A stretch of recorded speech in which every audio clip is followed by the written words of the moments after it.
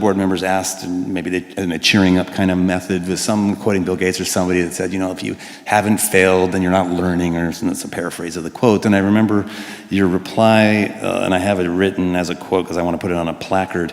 Given the options, I prefer to learn from success, which I think is a great comeback. And so I guess I was curious in general, what do you think of the Silicon Valley mantra, fail fast, fail often, or as Esther Dyson says, always make new mistakes, as if failure is the crucible of learning? I'm curious if you had any further thoughts on that, and that maybe off-the-cuff comment you made out there. Well, I mean, there are many that I think there's like some entropic basis for this. Like, there are many more ways to fail than to succeed.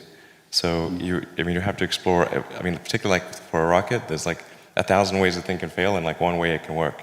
So you could have a lot of rocket failures to explore all the ways in which it could fail. But I do think that one great thing about Silicon Valley is that failure is not a big stigma. So it's like if you try hard and it doesn't work out, that's okay.